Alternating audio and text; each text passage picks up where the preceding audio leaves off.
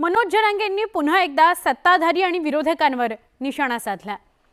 मराठा आरक्षणावर निर्णय न घेतल्यास आगामी विधानसभा निवडणुकीमध्ये लोकसभेच्या 5 पट राजकीय परिणाम भोगावे लागतील असा इशारा जरांगेंनी दिलाय। तर इकडे सत्ताधारी आणि विरोधकांमध्ये एकमेकांवर आरोप प्रत्यारोपांचा सामनाच रंगलाय। गर्वाला कधीच वाढ नसते, त्याची कधीच गर्वाची चढती पायरी नसते, त्याला शेवटी संपावंच लागतं गर्वाला। लोकसभेला झालं त्यापेक्षा 5 पट झाल्यावर यांना कळलं।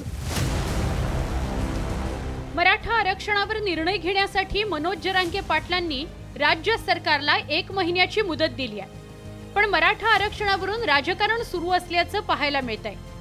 खरं तर ऐन विधानसभा निवडणुकीच्या तोंडावर राज्य सरकारची कोंडी होण्याची शक्यता नाकारता येत नाही, कारण जरांगे पाटलांनी पुन्हा एकदा राज्य सरकारला थेट इशारा दिलाय।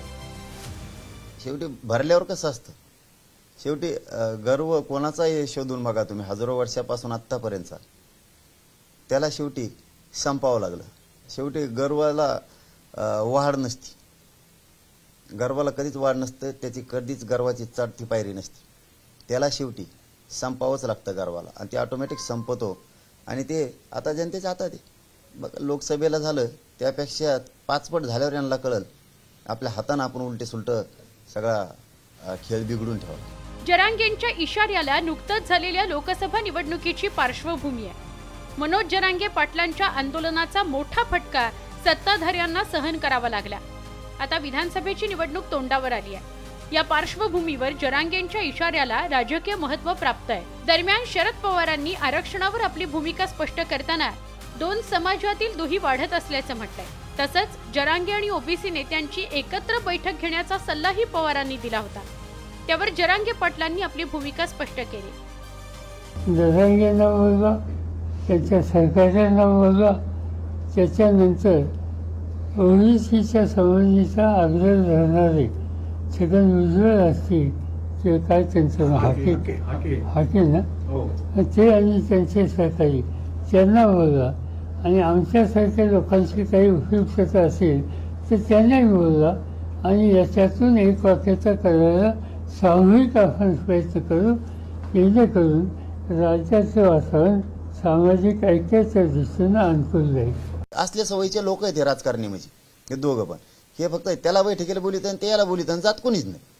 पण समाज आहे शेवटी, या बळापुढं कोणाचंच बळ टिकत नाही, कोणत्याच सत्तेचं, मग समाज कोणचाही असू द्या।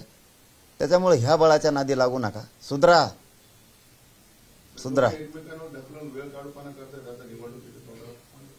पर्याय उपयोग नाही होणार, पण समाजाने एक झटका दाखवलेला आहे, आता असा दाखवील, हे पश्चाताप करायला दिवस सुद्धा नाही राहिला। जरांगे पाटलांच्या आंदोलनाच्या पार्श्वभूमीवर काही दिवसांपूर्वी राज्य सरकारनं सर्वपक्षीय बैठक बोलावली होती, पण त्या बैठकीकडे विरोधकांनी पाठ फिरवली। त्यावरून सत्ताधारी आणि विरोधकांमध्ये आरोप प्रत्यारोपांचं राजकारण रंगल्याचं बघायला मिळालं। आम्ही बैठक बोलवली सह्याद्रीवर गेल्या 3 आठवड्यापूर्वी, 15-20 दिवसापूर्वी। आम्ही सर्व पक्षीय जे नेते आहेत त्यांना त्या ठिकाणी बोलवलं होतं, त्यांची बैठक लावली होती। त्या दिवशी विरोधकांनी तर पाठच फिरवली, ते जाणीवपूर्वक त्या ठिकाणी आले नाहीत, म्हणून मला तेच वाटतं की हा प्रश्न जो आहे हा सर्वांनी मिळून सोडवायचा आहे। यामुळे थोडा जातीय सलोखाही राहिला पाहिजे। मराठा समाजाला आरक्षण मिळालं पाहिजे ही राष्ट्रवादी काँग्रेस पक्षाची स्वच्छपणाची भूमिका आहे। ओबीसीच्या आरक्षणाला किंवा इतर कोणाही घटकाच्या आरक्षणाला धक्का न लागता ते आरक्षण मिळालं पाहिजे, राष्ट्रवादी काँग्रेस पक्षाचा प्रतिनिधी म्हणून मी त्या ठिकाणी नियमितपणाने जाहीर केलेला आहे। अशा वेळेला या सगळ्या गोष्टीकडे सरकार सकारात्मक दृष्टिकोनातून त्या ठिकाणी पाहत आहे। मराठा आरक्षणाच्या मुद्द्यावर सत्ताधारी आणि विरोधकांकडून एकमेकांवर खापर फोडण्याचा प्रयत्न केला जातोय।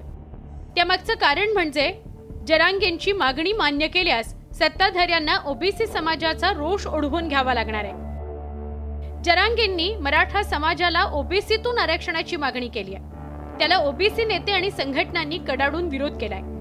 जरांगेंच्या आंदोलनादरम्यान लक्ष्मण हाकेंनी उपोषण करून सरकारची कोंडी करण्याचा प्रयत्न केला होता।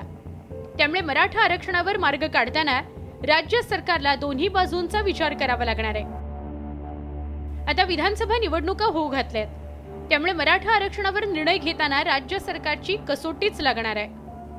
Bureau report, news 18 Lokmat.